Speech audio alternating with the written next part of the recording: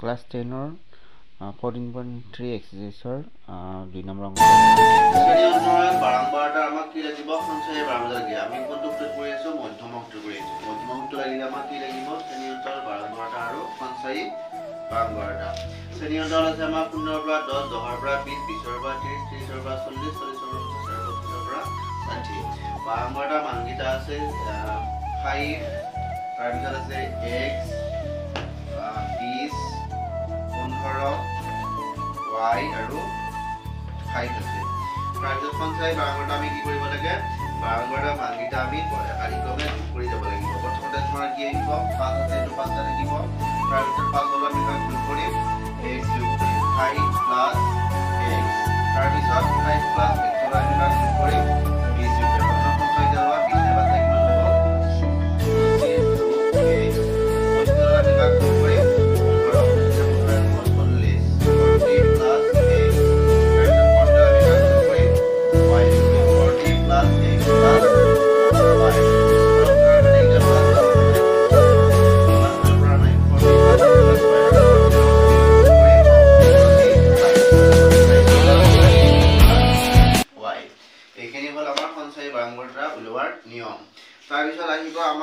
মধ্যমাৰ মানটো দিয়া আছে আৰু মুঠ সংখ্যাটো আমাক দিয়া আছে কিমান 60 দিয়া আছে প্ৰশ্নত চাবা তলত মুঠ দিয়া আছে আমাক 60 দিয়া আছে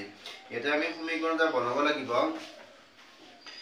প্ৰথমতে আছে আমাৰ 45 plus x plus y total আছে কিমান আমাৰ 60 এৰ এটা সমীকৰণ বনাই লম 45 plus x plus y = 60 মুঠ সংখ্যাটো ইয়াৰ পৰা আমি x plus y টো ৰাখিবলে 45 টো আমি এফালে লৈ যাম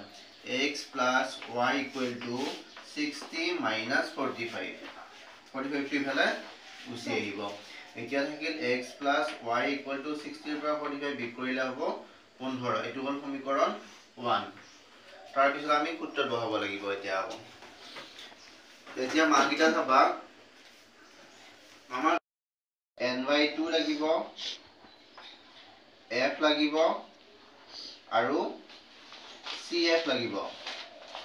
আৰু h লাগিব এই পাঁচটা মান লাগিব সূত্ৰটো যেটো l plus n/2 minus cf by f into h সূত্ৰটো l plus n/2 minus cf divided by f into h আমি l ৰ মান আমি কিমান পাম n/2 মান কিমান পাম f ৰ মান কিমান পাম এতিয়া চাবা n/2 ৰ মান হ'ব এটা 60 টোটাল যি আছে আমাৰ 60 আধা কিমান হ'ব 30 গতিকে n/2 মানে হ'ব কিমান 30 তাৰপিছত f টো ইয়াৰ ডাঙৰ সংখ্যাটো কিমান আছে আমাৰ 20 গতিকে 20 টো হ'ব তোমাৰ f ৰ মান তাৰপিছত cf টো কোনটো হ'ব জানানে এৰ পুনৰ কি আছিল কমোডিটি ফ্ৰিকোয়েন্সি আগৰটো আহিব এইটো হ'ব তোমাৰ cf এই বাৰম্বাৰটাৰ সঞ্চয় বাৰম্বাৰটাৰ আগৰ নম্বৰটো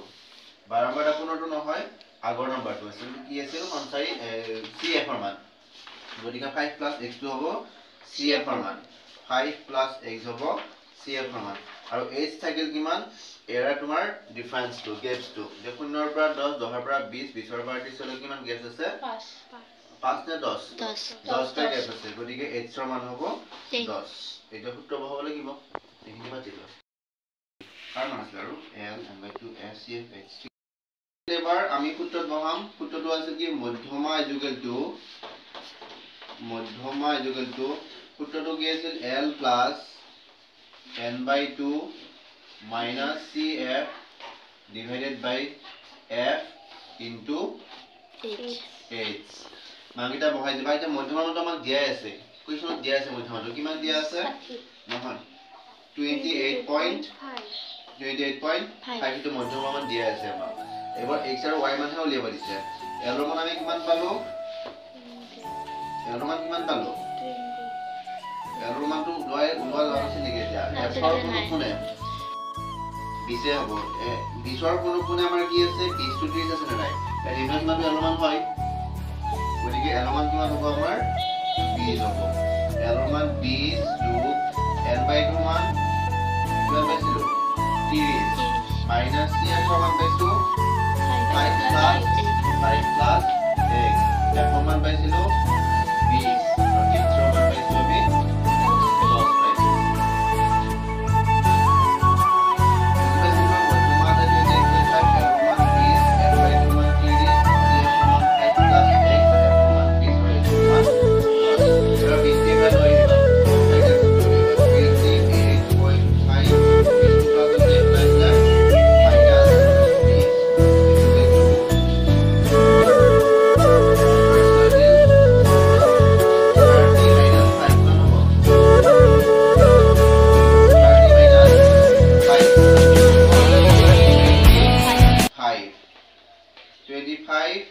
minus a plus a minus x তলত কিমান আছে 20 ইনটু 10 10 দি 20 তলত যাব কেইবাৰ দুইবাৰ 10 2 গুণ 20 28.5 বাই 20 মাইনাছ কৰিলে কিমান হয় 28 বাই 20 গলে 8.5 ইকুৱেল টু ইফালে ওপৰত আছে আমাৰ 25 মাইনাছ x তলত আছে কিমান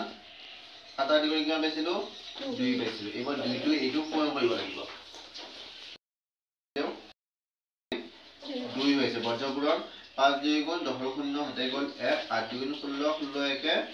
17 17 দশমিক 0 গতিকে 0 টো নালাগে 17 হলে হৈ যাব পইণ্টৰ পিছত 0 নালাগে ইকুৱেল টু 25 মাইনাছ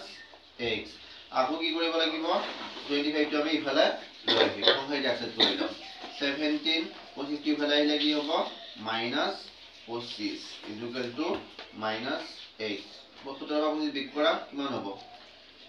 মাইনাছ 8 হ'ব নেকি 8 হ'ব 8 equal to minus x minus A minus যাব x সমান আমি কিমান পালো 8 পালো x ইকুৱেল টু 8 এবাৰ আমি বহাম x ৰ মান সমীকৰণ 1 ত 1 নম্বৰ সমীকৰণ যি উলাই থৈছিলো আমি